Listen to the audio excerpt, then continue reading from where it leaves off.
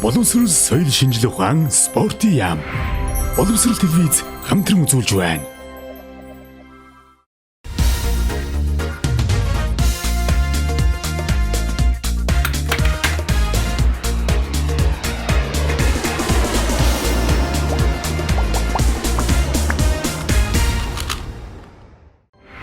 Нэвтрүүлгийн хамтран ажиллагч Төрийн банк. Нэвтрүүлгийн Ерөнхий тэтгэгч Ард Санхүүгийн Нэгдэл.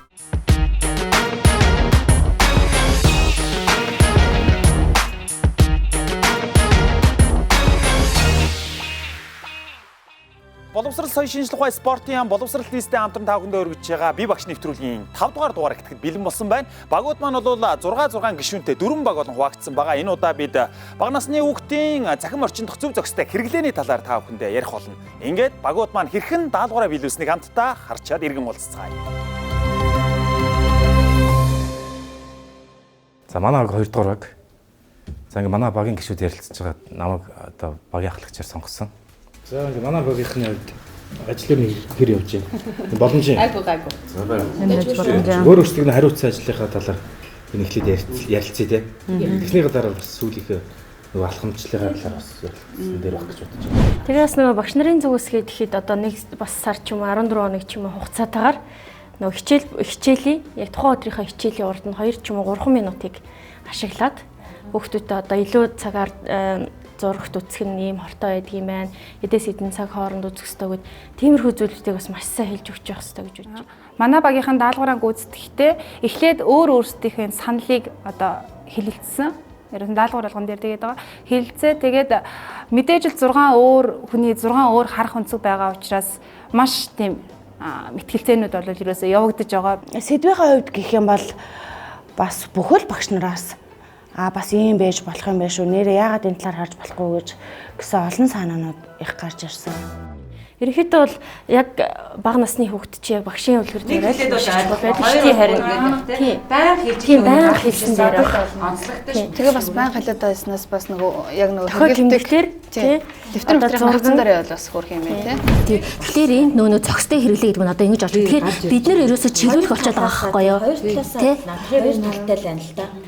Нэг л болгох гэдэг байгаа шүү дээ. Дадал төлөвшүүлэх гэдэг байгаа шүү дээ. Тэгэхээр одоо бид нэг арга зам авангуудаа зэрэг тэр чин маань одоо яаж дадал төлөвшөл болох юм бэ гэхээр надад ийм санаа төрөд байна л дээ. Ер нь өдөр болгон тийм өдрийн дэглэмтэй тэгээд тэр та завгүй байлгах гэсэн шүү дээ. Тэгэхээр тэр завнаасаа болоод тэр тоглоом руугаа анхаарат байгаа юм уу? Тэр цахим орчин руугаа татагтаад байна уу? Тэр тэн дээр ажиллах замыг багасгахын тулд ерөөсө тасралтгүй тийм боломж юу яах тийм өдрийн дэглэм. Тэгэхээр өдрийн дэглэмээр ингээд тасралтгүй хүүхэд одоо 7 хоногийн одоо дэглэмээ гаргаад 7 хоногор тэрийг нь яг ингээд багш нь эцэг их нь ангид нь яаж харилцсан гэсэн ярилцсан тийм тэгж яг гэрийн дүрмийг нь бас давхар авч өгөөд багшийн одоо чиглүүлж байгаа тэр ангийн дүрм гэртээ баримталж байгаа юу хоёрын яг эцсийн зорилго нь одоо хүүхдийг зөв зохистой хэрэглээнд сургах гэдэг тийм л. Тэгвэл тэр дүрм дээрээ толгуурлаад жиргсэн тоглолт хийж байгаа тэндээс энэ бол гээд үндэслээ гараа явуулж байна. Наадад нь бол явуулж болж байна. Гэхдээ нөгөө анги танхим хөрөлцөөтэй юм бас байх шүү дээ. Яг хичээлийн цаг хаана явах вэ? Тэр коридорд явуулах юм уу? Эсвэл яг анги одоо нэг ээлжээр хичээлдэг ч юм уу? Эсвэл одоо сонгон дугуулны явуулах тийм анги танхим илэрхтэй байгаа тохиолдолд энийг болохоор би яаж яг шийдэл боломж байна. Анги танхим хөрөлцөөгүй сонгон дугуулны явуулах боломжууд тийм сургуульд бас байгаа. Тэрийг бас харж үзэх хэрэгтэй. Тийм тэр 2 цагийн хичээлийн хооронд дундаар явах боломж байна. За тэр бүр бүтэн гээ 1 цаг 2 цаг суухгүй шүү дээ. За эсвэл номын санд ч юм уу гихмичлэнгээ нөө хаана орох боломжийг хайх байна. Би бүр бас нийгмийн ажилтны өрөөг хүртэл ашиглах боломжийг ингээ хайгаад болж л байсан. Яг оновчтой шийдлээ бол бас одоо хэлмээргүй байна. Яг хаа илтгэлээрээ бол дамжуулаад бид нар бол эцэгчүүд зурагтай үзэж байгаа хүмүүстэй бол арай илүү ойлгомжтой байдлаар бол тайлбарлахыг бол зорж байгаа манай багийнхан бол. Нөгөө нааш ирэх хүүхэд ингээл хамгийн их сурдаг шүү. Энэ шиг ингээд доо өгч марих байж байвал те хүүхэд тэр дуу ингээл аялж яхтаа л өөнөр ингэдэг шүү, тэмдэг шүү гээл гэх юм болоо болоод байгаа аахгүй би бодож юм багшаа. Хэмжээд өсөлтөө. За манай багийн гишүүн Бадамсүрэн багш маань одоо эцэгчүүдэд тийм хүүхдүүдэд зориулсан ийм хөгжилтэй тийм хөдөлгөөнтэй ийм дуу байвал яасан гэсэн санаачлал гаргасан.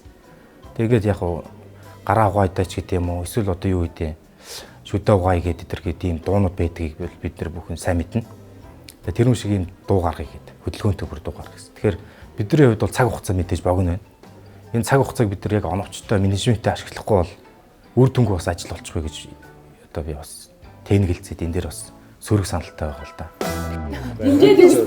Яг тэр бидний хувьд бол цаг хугацааны хувьд бол энэ чинь хязгаарлалт хөл шүү дээ. Ийм богино хугацаанд тэгж үзээд байгаа тэр талаас. Ингээд дууны үг зохиогоод ай хийгээд тэр чинь дуулуулаад тэр чинь мэдээж бүр бэлэн болчих ёстой шүү. Тэгжээж бид нар ингээд гаргаж ирвэл бас хэдүүлээ хараа ингэсэн шүү дээ. Бид нар бол дууныхаа үг зохиож чадах уу? Манайхаа чадна шүү дээ. Чадна шүү дээ. Багш нар боловсролын багш нар чинь бүхэн төрлийн одоо авьяастай байдаг шүү дээ. Тэгээд дууныхаа үгийг биччихээд тэр нээлттэй ингээд телевизээрээ дамжуулаад нээлттэй архив гэж ирсэн шүү дээ. Одоо манай багийн энэ зохиосон энэ дууны үгэнд одоо нэрээ нэг хөөрөндөө болчих юм байна. Энд нь ай хийгээд нэг хүүхдүүдээ ингээд дуугаар дамжуулаад захин орчны зохистой хэрэглээд бий болгоё гэдэг нэг санаа. Бас тэр дуу хөгжмийн багш нар, хөгжмийн боловсролын багш нар айлцдаг хүмүүсийг сэтэл төрж юм аа. Болно гэж бодоод юм. Тэгээ маш өдрийн дэглэмээ бий юу. Гялс байлээ. За тэгвэл одоо цаг нэрээ дуусах тий. Эндээ суугаад чамаас юм янзлаа шүү. Тэгээ энд одоо хэдүүлээ суугаад бас зарим юм хийчлээ тий. За ажилдаа орцгохгүй. За тийм үү. За амжилт манайхаа. За баяр.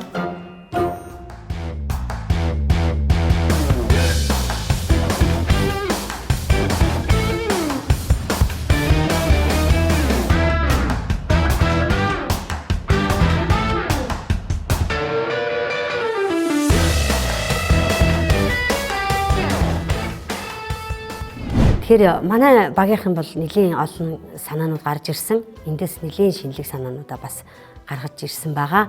Энэ нь болохоор юу байх вэ гэхээр календараа одоо гаргаад тэр календар маань болохоор зэрэг ээж аавуудтайгаа амьд харилцаа тогтоож бие бинийгээ халуун дулаан ур амьсгалтайгаар ингэж байх хэрэгтэй байна. За аялал зугаалгаар явах боломжтой, ном уншиж үгүй аавна гэд энэ бүх үйл ажиллагаад ингээ гэр бүлээрээ хамтарч байя. Тэрийгээд бүр дадал хөвшил болгоё л гэсэн ийм зорилготой тэр календарыг гаргаад бид хэд хэвлэх үйлдвэрлэл яваа тэрийгээ хэвлүүлээд ингээд ирсэн байна.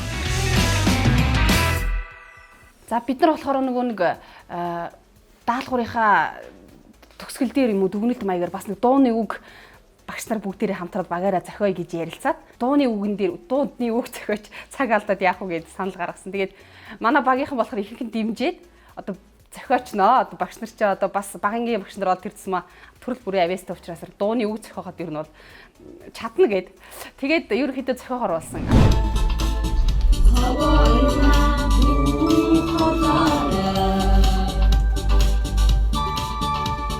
Хүүхдэд ойлгомжтой байх байдлаар ингэж мундаг болондоо гэдэг ийм шинэ уран бүтээл төрлөө манай багийнхнаас. Судалгааг бол бид яг захин орчноос одоо мэдээлэл эрдэмтдийн судалгаануудын яг бол авч үзсэн. Холбооны Герман улс, Шведийн эрдэмтдийн судалгааны үр дүн тэдний гаргасан бас зөвлөмжүүдийг харж үзсэн. За дээрэс нь одоо нийслэлийн нэг сургууль дээр очиод хүүхдүүдээс ерөнхийдөө гар утасны хэрэглээ ямар байдаг юм бэ гэдэг талаарыг асуулга аваад шууд 4-р ангийн 120 хүүхэд хамрагдсан. Ийм асуулга авсан байгаа. За тэгээд бид нар өөрсдийнхөө боловсролсон аргачлалаа туршихын тулд нэг айл дээр очиж сонгоод ажиглалт хийгээд ингээ 3 хоногийн ажиглалт хийгээд явж байгаа. За манай багийн даалгавар бол одоогийн хувьар 60% хувьдаа үзэж байна. Багийн яг бэлэн болж байгаа зүйл нь цаашаад одоо 40% бол бүгдээрээ яг багуудаа хуваарлаад аваад хийчихсэн байгаа. Энэ удаад бол бас өмнөхийг бодвол арай туршлагаж хийж байна. Эхний удаад бол яг хэн юугаа хэн мэдэхгүй бас жоохон самгардах их гарч байсан.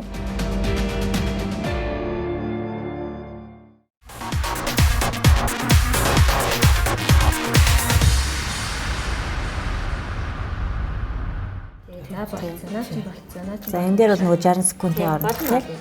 За энэ дээр судалгаа орж ирж байгаа. Ард гардаг юм биш. Тэгээд За ингээд бүгдээрээ даалгавар өгöd бэлэн боллоо. За ер нь их төгсөж шүү. За ямар ч хугацаанд амьдсан шүү дээ тийм. За. За амжилттай. За манайх ерөнхийдөө цаг боллоо. Одоо ПП-г нэг хамтдаа хийчихээ тийм ээ. За тэгээд даалгавар. Хэд 20 слайд. 20 слайд амжилт бол. Гэтэ дундаа юугүй. Яг зарим 2-3 слайд нэг зүгээр нэг дуртаар шалгах слайд. Тэгвэл одоо баталгаатаас шалгаад эхнээс нэг шалгах уу? Шалгаад зүйлээ шалгаад за тэгээд хэрийг энэ хоёр нэр хэлсэн гээ. Ажлын амжилттай дуусгасан багийнхандаа баяр хүргэе. За тэгэхээр бүгдээ нэвтрүүлгийн ажилласан бүгдд нь баяр хүргэе.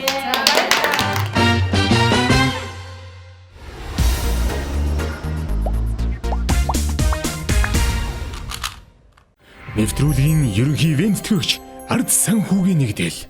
Хүчтэй хамтдаа. Нэвтрүүлгийн хамтран ажиллагч. Илүү хурдан, илүү шуурхай. Гялс банк үйлчилгээ.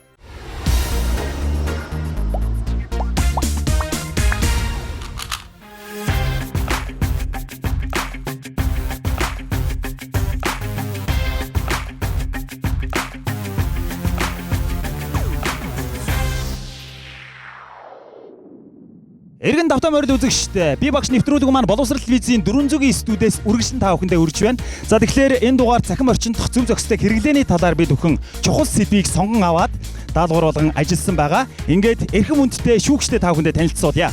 За ингээд эхний зочин маань ÜЕ-гийн Отгон Баяр. Математикийн ухааны доктор, Монголын математикийн олимпиадын хорооны удирдах зөвлөлийн гишүүн. Хоёр дахь шүүгч маань Боловсролын Сүрэн чимэг, удирдах ухааны доктор, өөрчлөлтийг чиглүүлэгч төвийн захирал. Дараагийн зочин маань Ванчингийн ган зэрэг, дэлхийн шилдэг багшийн академийн гишүүн. За дөрөв дахь шүүгч маань эцэг эхчүүдийн төлөөлөл болон хүрэлцэн ирсэн байгаа зочин шүүгч Ард Properties компани гүйцэтгэх захирал хадагтай гал нэмийн уян гэсэн дөрвөн шүүгч өнөөдрийн хоёр дахь даалгаврын шүүгчээр ажиллах юм а. Шүүгчтэй амжилт хүсье. Шүүлт мэрэгэн байх болтугай. За ингээд хамгийн ихний даалгавраа гүйцэтгэх баг хамт олон дөрөв дахь баг хамт олныг тайснаа урьж байна. Нэвтрүүлгийн ерөнхий ивээн тэтгэгч Ард Санхүүгийн Нэгдэл хүчтэй хамтдаа.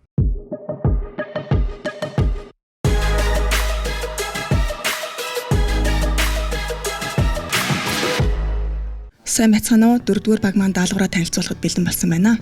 Бидний даалгаврын сэдэв өнөөдөр онцгой өдөр. Бид бага ангийн сурагчдын ухаалаг утсанд донтсон эсхийг шалгах 12 шалгуур бүхий тестийг 60 эцэг эхээс авч үзэхэд тэдний 62% нь хэвийн, 28% нь донтох магадaltaй, 5% нь донтолттой, 5% нь хит донтолттой гэсэн үр дүн гарсан. Бид яг энэ даалгаврыг гүйцэтгэж байх хугацаанд маш олон мэдээллийг цуглуулж ирэл хайгуул хийсний үтсэн дээр өөрсдөө энийг бүрэн хянах боломжтой аппликейшн байдаг болохыг мэдэж авсандаа маш их баяртай байгаа. Энэхүү аппликейшн маань ямар учиртай аппликейшн бэ гэхээр Google-ийн хэрэглэгчид энэ Family Link гэх аппликейшнийг хүүхдийнхээ утас болон өөрийнхөө утсан дээр суулгаснаар хүүхдийнхээ захим хэрэглээний тандалт хэрэглээг хянах боломжтойгоос гадна үзэж болохгүй агуулга бүхий контентуудыг өөрийн төхөөрөмжөөр хориглох, цагийн хязгаарыг тогтоож өгөх боломжтой, мөн эцэг эхийн зөвшөөрлөөр багш энэ аппликейшнийг суулган давхар хянах боломжтой, мөн үнэгүй суулгадгаараа давуу талтай. За тэгэхээр бүгдээрээ 7 хоногийн өдөр бүрийг онцгой өдөр болгоё. Тэгэхээр 7 хоногийн өдөр бүрийг онцгой өдөр болгохдоо за жишээлбэл аль нэг өдрийг нь сонгоод шагаа тоглох өдөр болгоё. Шагаа тоглох өдөр. Хүүхдүүдийн болон гэр бүлийнхаа өөрсдийнхөө эрүүл мэндийн төлөө спортын өдөрлөг юм уу эсвэл эрүүл мэндийнхаа төлөө аялал хийх юм уу? Ийм нэг өдрийг бий болгоё. Тэгэхээр энэ хуваанлыг бид нар гэрийнхаа одоо аль нэг хүүхдийн гар хүрэх газар, нүдэн дийл харагдах газараа бүгдээрээ хуваанлаа хадаад за энэ 7 хоногийнхаа ажил төрлийн онцлог бүх юм харгалзаж агаад за аль нэг өдөр нь бүгдээрээ уцгүй өдрийг бий болгоё. Энэ 7 хоног уцгүй өдөр байя. Ингээд хэрэгжүүлээд энийгээ хуваанл дээрээ тэмдэглээд ингээд явсны эцэст тухайн зүйлийг нэг хүн олон дахин хийжээж тэр маань дадал болно. Тэгэхээр энийгээ бүгдээрээ одоо би та бүгдээрээ аль нэг өдрийг сонгоод ингээд хэрэгжүүлж чадах юм бол бид нар цахим орчинд байх хугацааг нь багасгаж чадж байгаа. Ингээд 6 өөр газар байна шүү дээ, тий.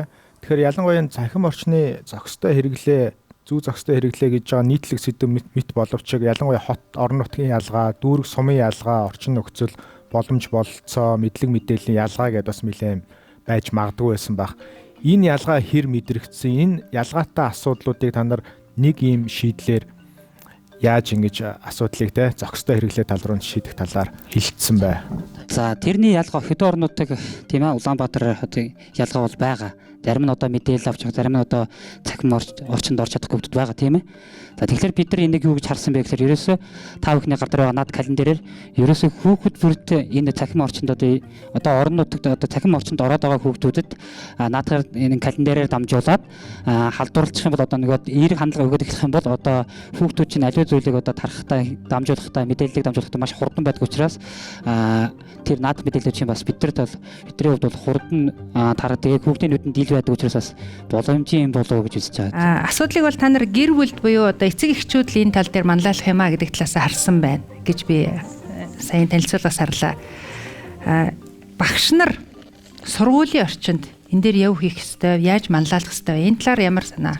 Тэр хүүхдээсээ суралцуулах чиглэлийг багш өгөх ёстой. Эцэг эхтийн хамтын үйл ажиллагааг багш яг гоё сайхан чиглүүлээд өгчих юм бол ийм сайхан үр дүнд хүрэх боломжтой. Та нарт юуны бүгдээрэнд нь баяр хүргэе. Надад бол энэ танаа танилцуулж байгаа энэ танилцуулга үнэхээр их таалагдлаа. Хамгийн түрүүнд эцэг эхээс эхлэх ёстой. Эцэг эх өөртөө суугаагүй дадлаа хүүхдүүдээс айгүйх шаарддаг. Тэгээд өөртөө тэр дадлыг суулгаад хүүхдүүдтэйгээ ингэж хамтарч байгаад би бараг тэгтээ бас нэлээд айгүй хариуцлагатай ээж учраас эдгээрээс зарим нэгийг нь надад бол хэрэгжүүлдэг өдөр байдаг. Тэгтээ бас өшөө та нар тэрэн дээр санаа нэмээд гаргаад ирсэн байна. За баярлалаа та бүхэнд. За баярлалаа. За. Надад бол өстой таалагдлаа. Над бас юу яадлаа өнгөрсөн сүүлчийн удаагийн шүлт болон нөгөө орж ирсэн багууд аягүй чанарч чинь. Богино хугацаанд аягүй чанарсан зохион байгуулалтлаас бэлтгэл, судалгаа, энэ презентац үзүүлбэр талаас тэгээд хамгийн таалагдсан аягүй тийм бүтээлч санагдлаа. Креатив талаас тий. Боловсролч их сонирхолтой салбар шүү дээ. Ингээд бидний хэрэглэгч байна хүүхд юм шиг боловч дам хэрэглэгчтэй тий. Тэр нь эцэг их байдаг. Тэр эцэг их хүүхдүүдтэй яаж нөлөөлж ийж нөгөө үр дүн нөлөөлдөг учраас яг тэр цэгийг бол багш нар аягүй сайн олж харжээ гэж би харлаа. Ерөнхийдөө санал нэгтэй байна. Энэ зүгээр жауулыг гэвэл те эхний судалгаанууд маань яг хойдлынхаа хэсэгт яаж холбогдож байгаа гэдгийг жоохон сул юм гэж харагдлаа. Нэг л зүйл дээр санаа зовж байна. Аппликейшны зүй зохистой хэрэглээ. Яг л хүүхд дээр. Шүүгчдэртээ маш их баярлалаа. Дараагийн баг маань 3 дугаар багийг самбарын өмнө өрж байна.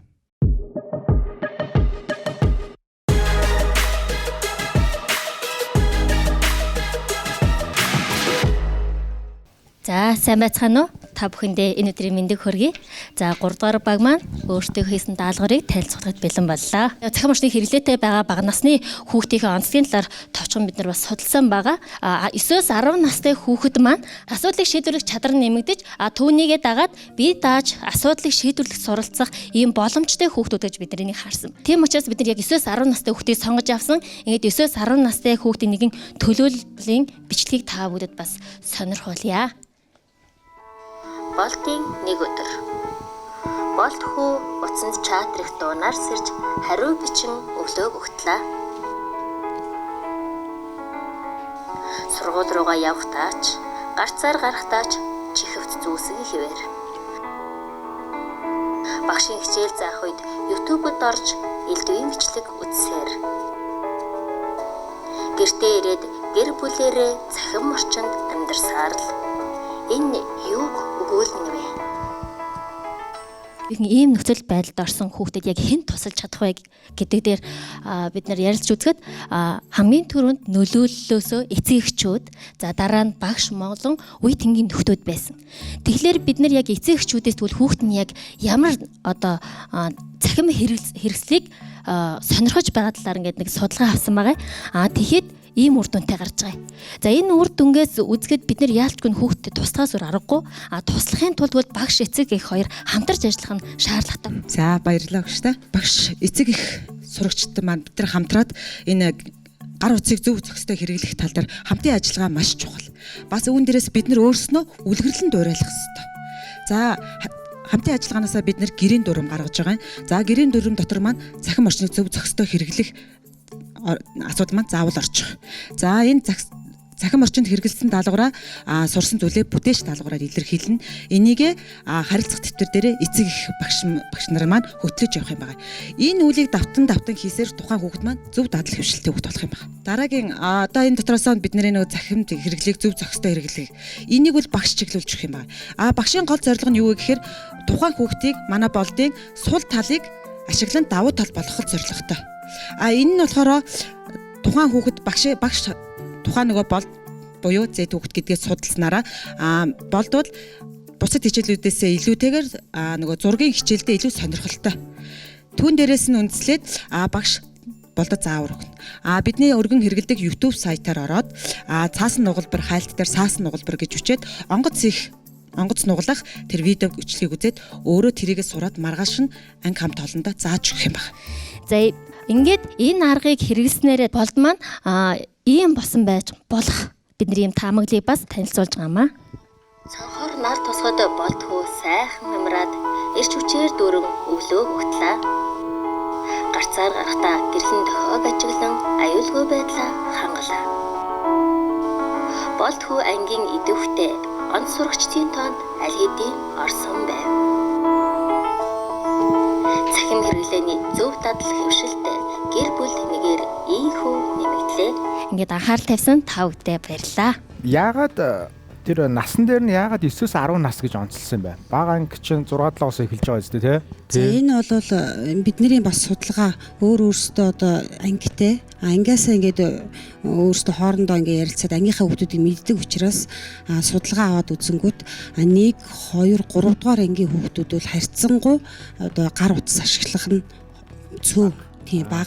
Тэгээд 4-өөс дээшигээ болоод ирэхээр одоо гар утас ашиглаж байгаа нь бол илүү их байгаа. За ойлголоо. Баярлалаа. Та бүхний шийдэл дээр яг тэр зохистой хэрэглээг нь суулгана гэдэг үднээс бол энэ бүтээч даалгавар нэлээд чухал юм байна л да тий. Энэ дээр нэг жишээ гарсан ахаад өөр нэг 2 3 жишээ байна уу? Тухайлбал нөгөө дуу сурч болж байна. Тийм ээ. Урд өдөр нь одоо яг энэ саяныхаа түгээмэл хэрэглэгддэг YouTube сайтаар ягаад тухайн дуугаа хайгаад за дуу сурч болж байна. Өшөө эрүүл мэндийн талаас бол дасгал хөдөлгөөн сурч болж байна. YouTube бол хамгийн өндөр хэрэглэгдэж байгаа. Нөгөө зурагтны оронд одоо солигдоод байгаа штэ тэр generation гэж яриад байгаа хүмүүс. Тэгэхээр тэгээ тэрнтэй нь холбоод хийх бас нэг төрлийн аргыг нь олж харсан юм байна гэж харлаа. Тэгээд бүр хорихгүй байгаад нь баярлаа. Тэгээд тэр зохистой хэрэглэг бол хүүхд өөрөө аянда та нар ингээд хичээлтэй холбоод явхлаар дадал болгож чадах хаа гэж найдаж байна. Баярлалаа. За баярлалаа. Амжилт хүсье. Баярлалаа. 9-10 нас гээд яг тодорхой нас сонгож аваад тэгээ тэрнийх үндэслэлийг яриад ингээ ярихлаар тэр нь бол надад таалагдчихээн л да. Сэтгэхүйн онцлог харахгүй өөр байгаа юм чинь те. Нөгөө талаас энэ бүтээч даалгавар дээр би эсрэгээс нь тэгээ одоо жишээлбэл гэрт нь хордог аав ээж байлаа гэхэд нөгөө хүүхэд чинь гэртээ хараад би гэрийн даалгавраа хайнаа гэд үзэх шалтгатай болчихж байгаа байхгүй. Тэгээд тэрийг нь гүйцэд сайн хийн чадахгүй гэдэг дээр бол жоох айцтай байна л да. Тэг захим гээд харилцаа дэвтэр хөтлөх бол одоо бас хэр үр дүнтэй байх юм бол арай өөр байдлаар энийг хянах те төлөвлөх арга шийдэл өшөө гаргаж ирсэн бол илүү сонирхолтой хосмож. Надад бол яг нэг чиглэлээ бариад өөр илүү зүйтэй юм бодохгүй энэнгээр л яг л бэлдсэн юм шиг л харагдчих. Саяын багш нарын яг ярьж байгаа санаанаас хэрвээ одоо сая сандраад дээр сольж байлаад ярьсан байж магадгүй 9-10 настай хүүхдэд ийм онцлог байдгийм байна гэдгийг багш мэрэгжил эзэмшихэд мэддэг. Одоо бид нар судлаад гаргаад ирэх биш. Тэ энэ чализны гэ мэдж байгаа юм нь гагцхан энэ онцлог дээр нь өнөөдөр тохирсон юуг вэ гэж байгаа бол асуудал арай өөр болох байсан. Би бол тэгж харлаа.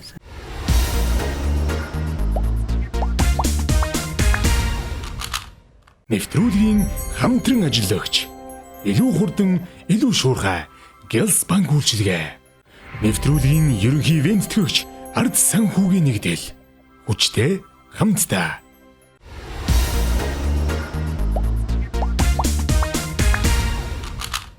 За шүүгч нартай маш их баярлалаа. Дараагийн баг хамт олон 1-р багийнхныг самбарын өмнө даалгавраа шалгуулна уу хэмээн урьж байна.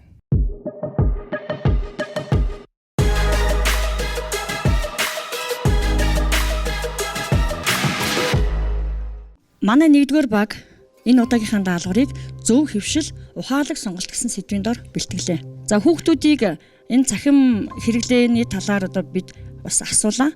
Тэгтэл хүүхдүүд маань 42% нь гар утсаар тоглоом тоглодог гэж ингэж хариулж байна. За яг энэ 42% орсон хүүхдүүдийг аваад үзвэл 62% нь зөвхөн нөгөө нэг байлддаг болон зодтолдог тоглоомор тоглодог гэж хариулсан. За энэ дотор болохоор бас 10% нь юу байгаа? Охтууд байна. За тэгээд мөн 70% нь нөгөө өөрсдийнхээ авьяас сонирхлыг хөгжүүлэх, сэтгэлгээг хөгжүүлэх ийм одоо бичлэгүүдийг үзэж ашигладаг гэсэн ийм хариултыг өгсөн байгаа.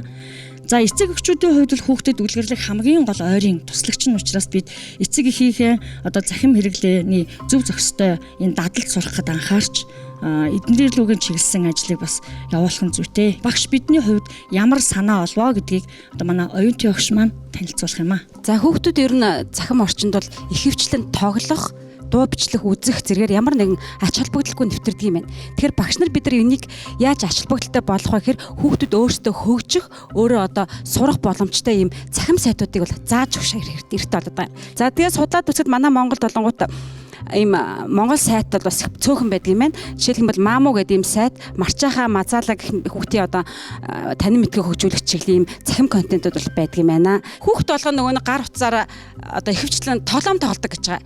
Тэгэхээр бид нар тэр тоглоомыг бүрэн болиулахгүй ч гэсэн баг зэрэгээр бас нэг тоглоом тоглохын бодит тоглоомоор бас орлуулж болох юм гэсэн утгаараа тоглоомын багцыг санал болгож байгаа. Дараагийн юм бол ерөөсөө эцэгчүүд хамтарч гаад бид хамтдаа гэсэн юу зохиж гэрийн дүрм журмыг зохион байгуулж байгаа. Тэгэхээр альва дүрм журмыг бол хүмүүс мөрдөх гэж гаргасан. Тэгэхээр зүгээр мөрдөн гэдээ ингээл тавиад орчих юм бол тэр мөрдөж ийн үгүй гэдэгт ямар нэг хяналт байхгүй учраас аюу бас дүгнэхэд хэцүү байдаг учраас манай баяхын ярилцаад ийм нэг дүгнэх хуудсыг гаргасан байгаа.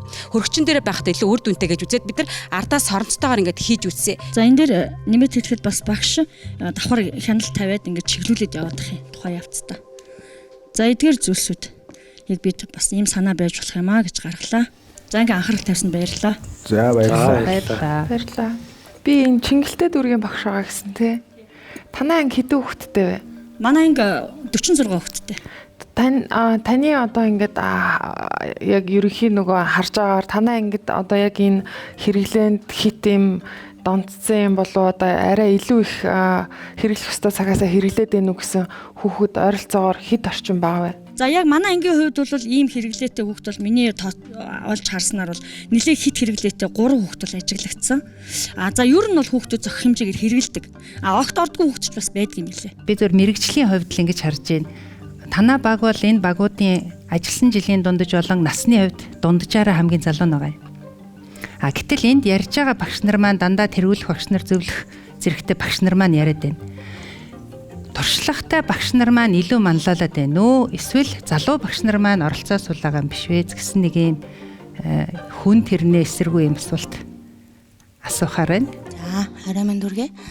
Магадгүй тийм ажиглалт байгаа бах. Гэхдээ оролцоо бол жигэд байгаа. Бид нөгөө эрсдлээс л өөрийгөө аврах гад байгаа мó гэх юм уу нэг тийм хандлагаар хацаад байгаа байхгүй юу. За та нэг ингэж ярьчвал бас нэг арай биднээс илүү хүрэгчих юм болов гэд нэг талдаа эрсдлээс хамгаалж байгаа боловч нөгөө талдаа жоохон зориг хөрөхгүй юм уу. Тийм тал бас байгаа. Бусдаар бол оролцоо жигэд аль болох ийм байвал яаж вэ? Одоо ингэвэл яаж вэ гэнэ одоо шин санаа ч юм уу тэр зүйл дээр бол залуу багш нар бол манлайлж байгаа гэж ам бардам хэлж чадна. За баярлалаа. За баярлалаа.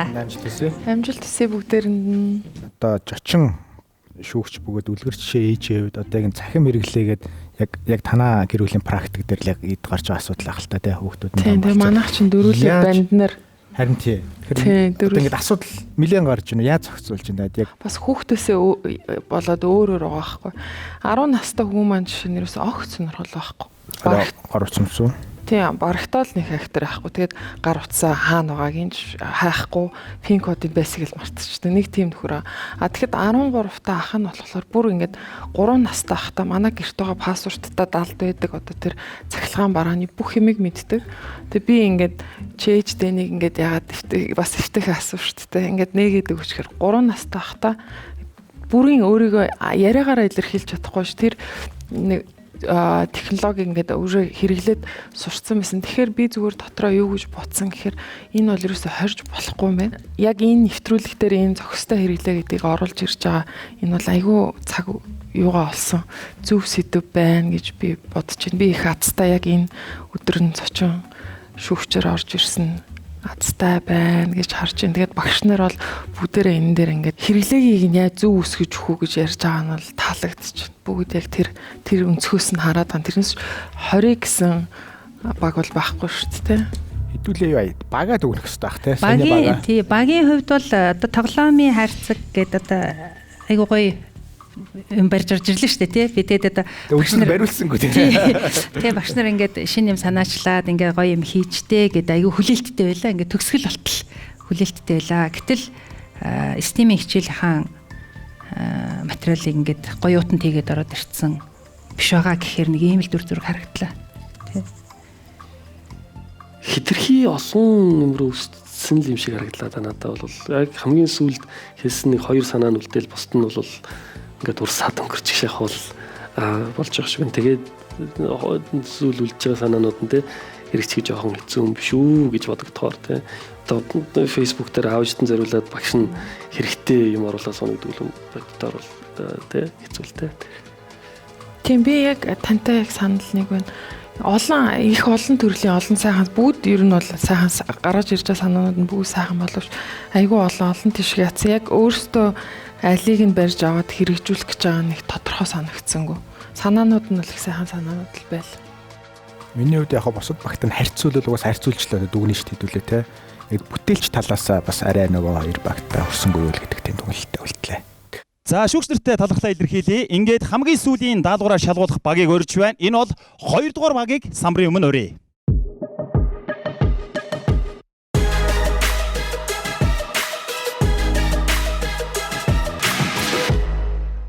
За сайн байцгаана уу эрхэм шүүгчид та бүхэндээ энэ өдшийн мэндийг хүргэе. За манай 2 дугаар баг та бүхэндээ даалгавраа танилцуулахад бэлэн боллоо. Манай багийн өнөөдрийн сэдэв бол хөгжилтэй 5 хөтөч. За ингээд өнөөдөр манай багийн гишүүд маань багш нар хэдий ч эмч, сэтгэл зүйч, харилцаа холбооны мэрэгжилтэн багш эцэг эх гэсэн зүгээс та бүхэндээ мэдээлэл зөвлөгөөг хүргэх болно. Ингээд та бүхнийхээ өмнө эцэг эхээ санал хүсэлтэд хэлнүү хэмээн урьж байна. За ингээд бага насны хүүхдийг захим орчинд зөв зохистой хэрэглээтэй болгох дадал хвшлийг суулгахын тулд та бүхний зүгээс эцэгчүүд бидэнд өгөх арга зүй байна уу? За баярлалаа. За тэгэхээр би эцгийн асуултанд хариулъя.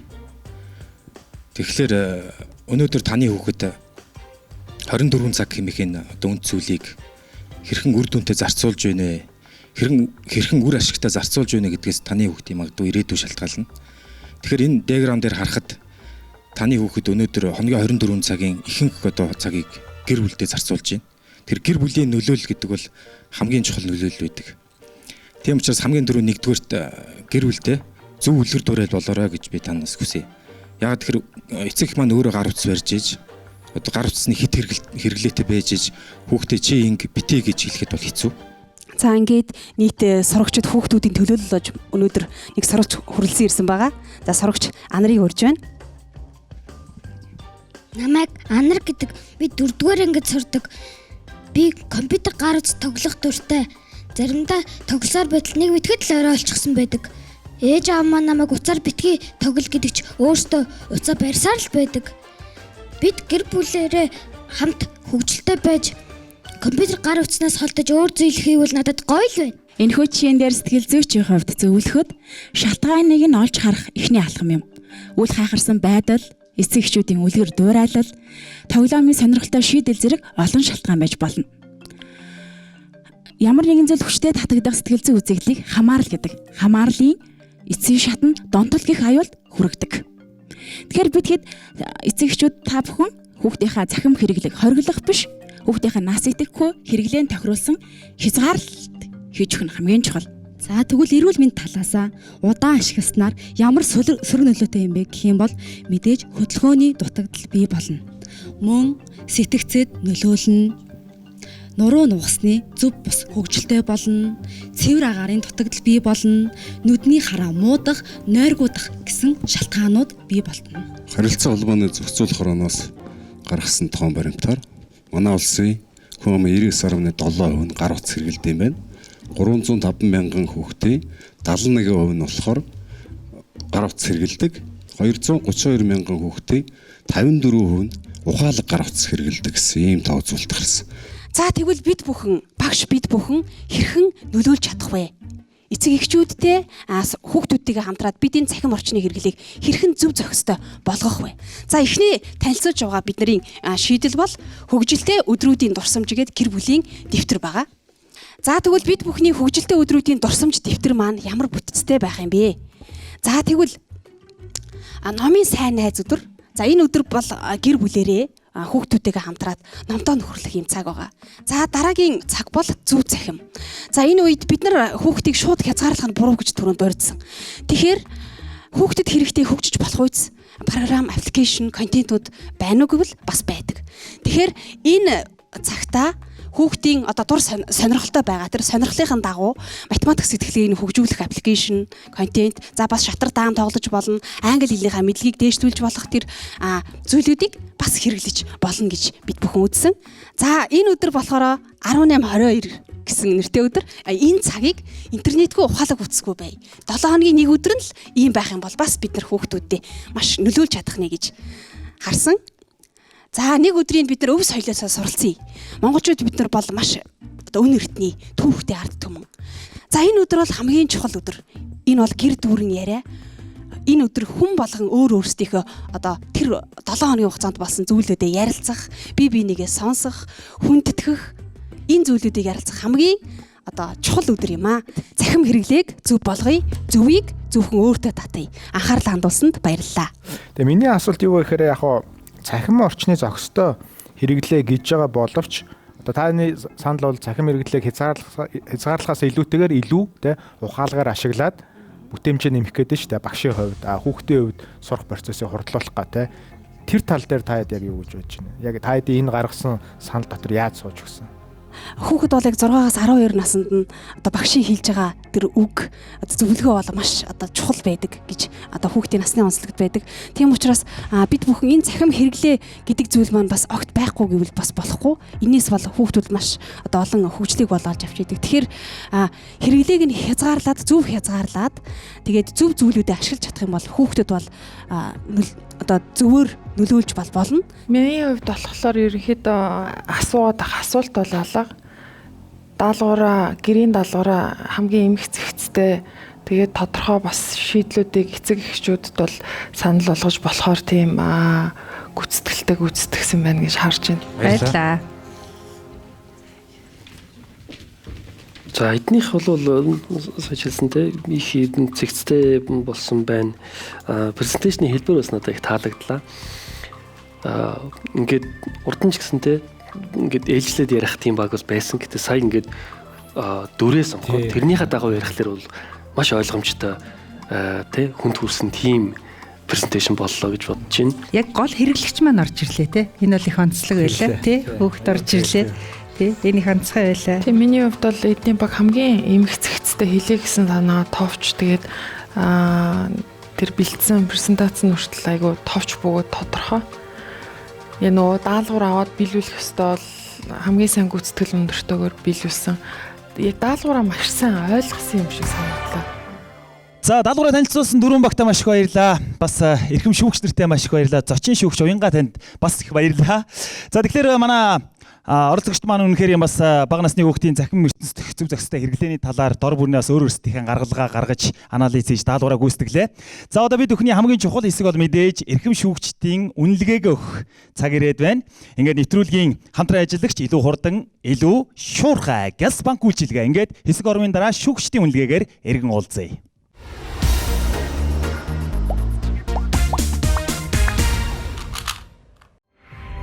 Нэвтрүүлгийн хамтран ажиллагч худалдаа үйлдвэрлэлийн их сургууль.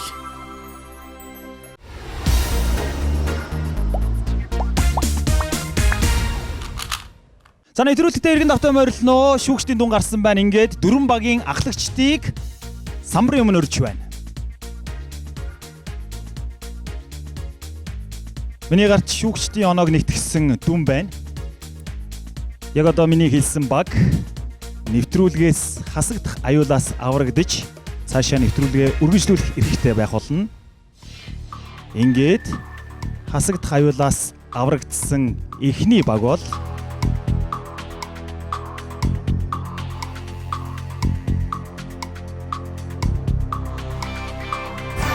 хоёр дугаарын баг байна. Баяр хүргэе. За та баяр бидийг багийнхан даадуулахаар явж болно. Танд дараагийн хэвзээ уралдаан чинь амжилтыг хүсье.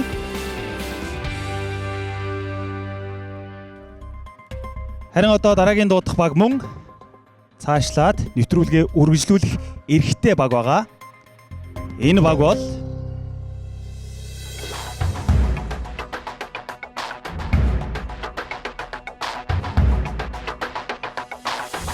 дөрөв дугаарын баг байна. Баяр хүргэе. Дөрөв дугаарын багийнхандаа цаашдын тэмцээн уралдаанд амжилт хүсье өрөөж байна. Харин одоо тайцнаа 3 дугаар баг болон 1-р багийн ахлагчид үлдсэн байна. Энэ хоёр багаас аль нэг баг нь нэвтрүүлгийг цааш нь үргэлжлүүлэх эрхгүй болох болно. За ингээд хасагдах аюул тулгараад байгаа 3 болон 1-р багийн гишүүдийг самбарын өмнө өрж байна.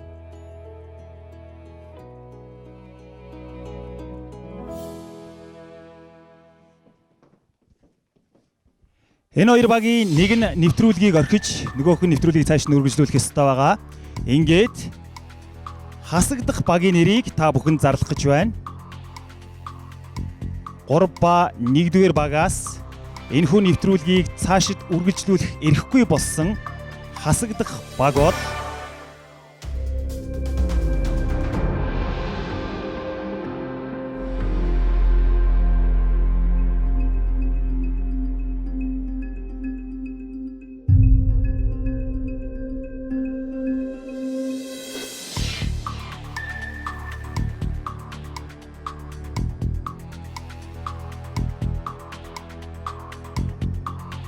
нэвтрүүлгийг цааш нь үргэлжлүүлэх эрхгүй болсон баг бол 3 дугаар баг байлаа. За баярлалаа. 1-р багийнхандаа цаашдын тэмцээн уралдаанд амжилт хүсье. Та бүхэн айх аюулгүй боллоо. За ингээд шүүгчдийн сэтгэлийг сонсъё. Манай шүүгчдэр маань яг энэ цаг үедээ яг ямар бодолтой байна уу? Миний хувьд та бүхний хувьд хэлэхэд хүүхдийн өнөөдрийн сэдвтэйгээ холбоотойгоор хүүхдийн хандлага одоо зориг гэдэг том сэдвийг зорилгыг дэвшүүлээд тэрнийхээ төлөө ингээд ажил шийдлээ төлөвлөсөн маш тийм шинэлэг зүйл байсан. Гэхдээ энэ том зорилгоо яг газардуулаад нэг эцсийн бүтээгдэхүүн гэж ярьдаг те. Яг маргааш ингээ гараад хэрэгжүүлэхэд хэрэгжил талаасаа мөн дээрэс нь танилцуулга үзүүлсэн одоо бэлтгэл бүтээлч байдлаараа бусад багуудаас өстой чүүчүүдл ялэмгүй дутуу байлаа. 3 дугаар багийн хувьд арай жоохон замбраагүй болчихоо да гэж бодож байна. Бус багтайгаа харьцуулахад асуудлаасаа халиад тэгээд цахим хэрэглээний зохистой хэрэглээ гэдгээсээ хитрхи салдсан байв да гэж харж байна гүйцэтгэл маань. За манай 3 дугаар багийн бүрэлдэхүүнийг хэрвээ харах юм бол та бүхний 50% нь тэргүүлэх зэргийн багш нар байна. 50% нь заа харагч зэргийн багш нар байна. Танай багт мэрэгжлийн ямар нэгэн зэрэггүй нэгч багш байхгүй байгаа нь их том давуу тал байлаа гэж би харж байлаа. Тэгээд энэ давуу тал маань магадгүй надад илүү өндөр хүлээлтийг одоо бий болгохын нөхцөл бас болсон байж магадгүй гэж ингэж харж байгаа. Хүлээсэнд маань бол одоо төдийлөн хүрж чадсангүй. Гэхдээ та нар бол Монгол орны одоо бүх аймагуудаас хамгийн олон бүсээс төлөөлөл орсон ийм баг байлаа. Тэгээд та нар тэр бүсүүдийн тэр аймагуудынхаа тэр дүүргүүдийнхаа хамгийн шилдэг багш нар нь байлаа. Миний хувьд бол та нарыг ингээд хасагтай авч явахд үнэхээр харамсалтай. Болдог бол нэвтрүүлгийнхаа дүрмийг нөөцлөд аваад бэлтчмээр л байна. Гэхдээ тэгээд альва нөгөө тэмцээн уралдаанд нэг нь төрүүлж нэг нь хасагдаж ялагддаг нь одоо жам юм. Тэгээд би бол яг ганц зөрөг шүүгчтэй санал нэг байна. Та нарт бүгдээрэнд нь цаашдын чинь ажилд амжилт даз жаргал хүсье. Тэгээд ийм гоё мэргэжлийг сонгож аваад ажиллаж байгаа та нараар үнэхээр бахархаж байна. Баярлалдаг, талархдаг. Тэгээд бүгдээрэнд нь наац жаргал хүсье. Нэг хаалга хатахаар дараагийн хаалга нэгддэг шүү дээ. Бүр гоё өөр юмны хаалга нэгдэж байгаа энэ тэмцээнд ингээд хасагдсандаа битээ готраарай. За шүүгчдэртэй маш их баярлалаа. Ингээд шилдгийн шилдэг 30 багшийн нэгэн хэсэг болж энэ гайхалтай тэмцээн уралдаанд өрсөлдсөн та бүхэнд бас цаашдын сургууль хүмүүжүүлэх үйлс өндрөөс өндөр амжилтыг хүсье өрөөё. Баярлалаа. Шилдгийн шилдэг 24 багшаас маань 6 багш хасагдаж 18 багш цаашлаад 100 сая төгрөгийн төлөө өрсөлдөх эрхтэй боллоо. Тэмцээн уралдаанд амжилт хүсье. Би багш нэвтрүүлгийн ээлж дугаар өндөрлөж байна. Баяртай үзэгчтэй. За манай багийнхаа юун дээр алдсан гэвэл миний бодлоор жоохон ахмад багшийн зөвлөгөө дутагдсан уу гэж бодсон. Хасагдана гэж бол ерөөсө бодоогүй. Юун дээр аснаа үсээ мэдэхгүй байна. Магадгүй бас шүүгч нарын маань хэлсэн одоо хүнлийг харахад бол хийсэн дүгнэлтийг сонсоод бас бид нар магадгүй олон зүйлрөө самгарсан байж магадгүй. Гэхдээ би яг энэ аргаа очоод бас анги дээрээ хэрэгжүүлж үзнэ. Ядаа бас нэг газар дээр буух нүггүй юу гэдэг бас үзнэ гэж бодож байгаа. Бид бүхэн бол одоо 21 аймаг 9 дүүргээс шалгарсан шилдэг багш нар багш бидний одоо нөгөө багуудаас сайхан маш ололттой санаануудыг олж авсан. Тэгээ энд нэг ороод хасагдлаа гэд биднэрт гутрах юм байхгүй. Энэ тэмцээнд орсон маш олон зүйлийг сурч авсан болохоор энэ хүн нэвтрүүлгийг зохион байгуулсан залуу хамт олон энэ чадварлаг багийн хамт баярлалаа гэж хэлье. За би бол багшийнхаа зүгээс бол маш их хөөгдсөн. За тэрэндээ маш их сэтгэл хангалуун байгаа. За нэг уянгаа шүүгчийн маань хэлснээр нэг хаалга хаагдахад нөгөө хаалганы идэж байдаг гэдэг. Энүүгээрээ би бас шавнартай очихсанд бас баяртай байна.